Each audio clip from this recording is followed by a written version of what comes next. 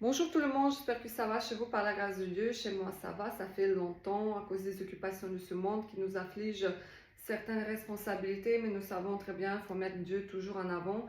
Donc je suis là ici pour vous partager un message qui m'a été donné de la part de l'Esprit Saint fin février 2023. Pour commencer, j'aimerais prier. Dieu d'amour, de miséricorde, je te remercie pour ces moments disponibles que tu me permets de partager ce message avec ton peuple.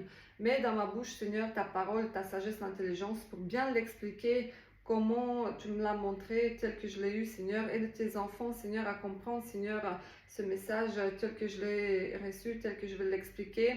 Et aide-nous comprendre aussi tes conseils, Seigneur, et suivre ton chemin étroit jusqu'au bout. Donne les forces à tous ceux qui sont fatigués. Donne les forces, Seigneur, à tous ceux qui sont découragés, Seigneur, tous ceux qui sont persécutés, tous ceux qui luttent avec le péché. Donne-nous à tous le dégoût du mal, Seigneur. Aide-nous à haïr des choses que tu hais. Aide-nous à aimer les choses que tu aimes, Seigneur.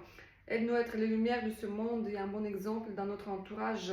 Aide-nous à condamner les œuvres infructueuses des ténèbres avec le zèle, Seigneur, avec la puissance et le courage, Seigneur, avec ta parole également, Seigneur, mon roi. C'est ta parole qui condamne les œuvres infructueuses des ténèbres, Seigneur. Oh, Papa, donne-nous, Seigneur, des forces à persévérer, Seigneur, jusqu'au bout. C'est au nom de Jésus-Christ de Nazareth que je viens de prier. Amen. Voilà ce message que j'ai eu par rapport à la persécution de l'Église dans la nuit fin février. Je me retrouvais avec une sœur qui sortait à peine de la voie large. Donc, le Seigneur nous a croisés, il a permis qu'on se croise, voilà, pour qu'elle puisse quitter la voie large où elle était. Et il y a la différence entre prier et comprendre ce qu'on prie. Il y a la différence entre lire et comprendre ce qu'on lit. Voilà, on s'est retrouvés dans le songe avec cette sœur-là. Et elle, euh, elle avait ce zèle amer, elle voulait à tout prix évangéliser, alors qu'on n'a pas eu le feu vert de l'Esprit Saint pour aller dans cet endroit évangéliser, en tout cas ce jour-là.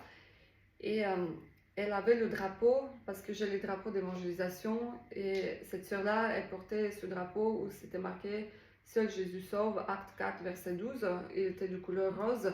Donc, elle voulait à tout prix évangéliser, et on s'est retrouvé dans une église catholique qui représente toutes les églises de la voie large où on ne prêche pas la sanctification.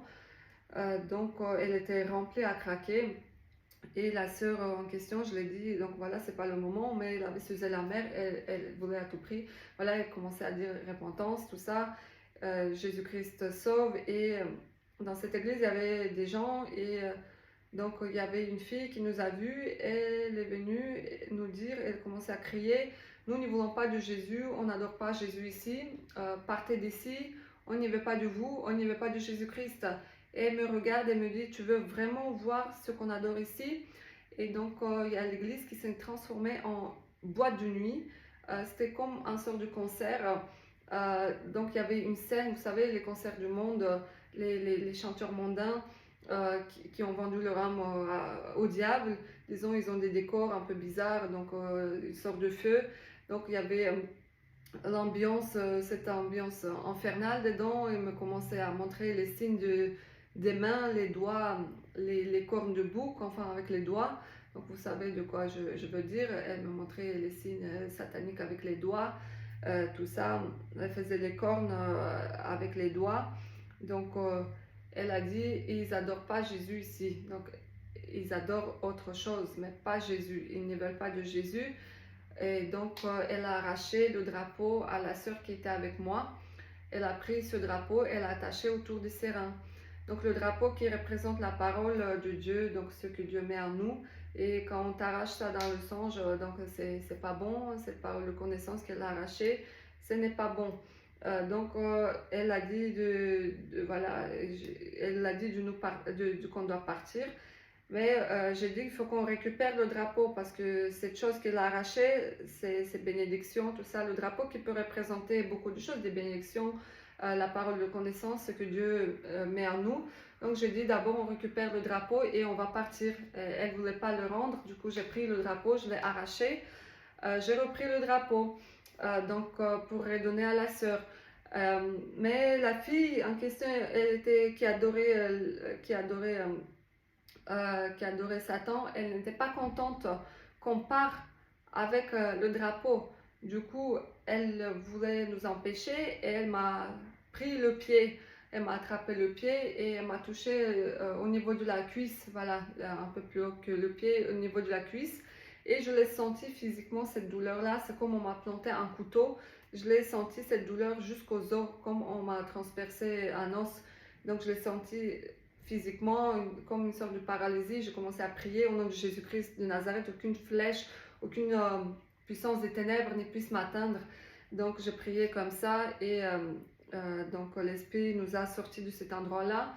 On s'est retrouvés dans la rue et donc voilà, j'ai commencé à exhorter la sœur qu'il faut être attentif. Voilà, tu vois, il faut attendre le feu vert de l'Esprit Saint pour faire ces choses-là. Il faut être préparé aussi, car on sait très bien pour l'évangélisation, il faut bien se préparer car on est confronté à toutes sortes de dangers, que ça soit physique, on peut être agressé physiquement, moralement, spirituellement. Il y a des sorciers, il y a des occultistes, il y a des gens de toutes sortes d'espèces de gens dans la rue. C'est pour ça il faut bien être prêt pour ces sorties-là. Donc voilà, j'ai exhorté la sœur, on a discuté, donc elle était d'accord. Et un autre moment qui est venu dans le même sens, après, il fallait vraiment, on a eu le feu vert de l'esprit, il fallait qu'on retourne là où on était. C'était un dimanche, donc voilà, enfin moi je dis dimanche parce que c'était le lieu du culte. On était retourné dans cette église catholique et tout le monde, on est rentré, tout le monde était debout. Il y avait le moment d'adoration comme vous connaissez dans les églises catholiques et il y avait cette fille en question qui nous a vus.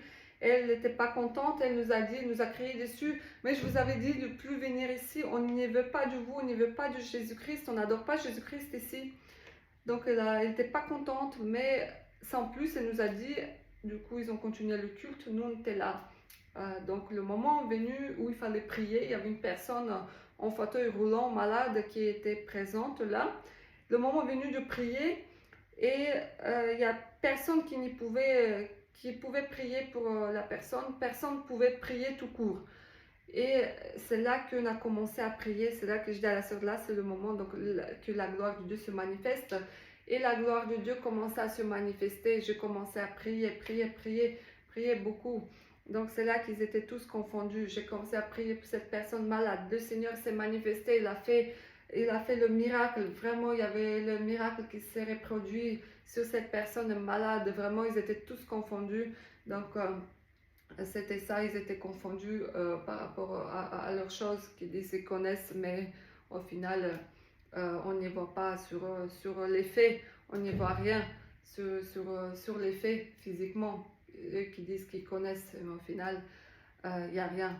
Donc voilà les bien-aimés, soyons attentifs, soyons sensibles à l'Esprit Saint, ce que le Seigneur nous dit de dire, et prions Seigneur sur toutes choses, partout où on va aller, remettons tout entre les mains de Dieu, si c'est sa volonté qu'on va dans tel ou tel endroit spécifique, si on doit faire telle ou telle chose, malgré que ces choses nous semblent insignifiantes, mais vraiment consultons le Seigneur, car c'est très important, on a besoin de sa protection. Voilà les bien-aimés, soyons très attentifs et faisons attention dans notre entourage, vraiment ne mettons pas les pieds n'importe où, dans n'importe quelle église, bâtiment, car souvent on le sait, voilà, dans les derniers temps surtout, le mal est tellement grand, les gens ne supportent plus la sainte doctrine et les églises qui sont remplies à craquer, donc il faut bien se poser la question, demander l'état spirituel de cette église-là, car on sait très bien que la vérité n'est pas accueillie. Même Jésus-Christ était resté avec les 12 disciples. Donc les 70 l'ont fui, même le monde entier qui l'a fui. Donc voilà, et la référence qui m'a été donnée aussi, je veux dire, c'est Actes chapitre 23, apôtre Paul qui était tué et persécuté par qui? Par les pharisiens et sadducéens, les religieux de cette époque-là.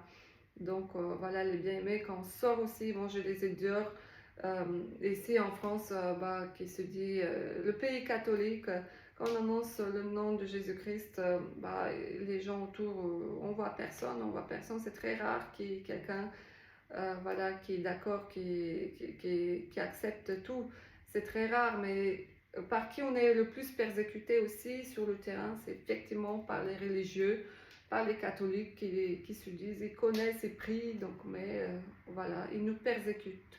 Ils ne veulent pas de Jésus-Christ, donc c'est ça les bien-aimés. Voilà, persévérons jusqu'au bout et soyons vraiment attentifs et préparons-nous voilà, pour le retour de notre Seigneur Jésus-Christ de Nazareth, persévérons dans la sanctification et mettons en pratique à la lettre la parole de Dieu. Soyez bénis, soyez fortifiés. Shalom, shalom.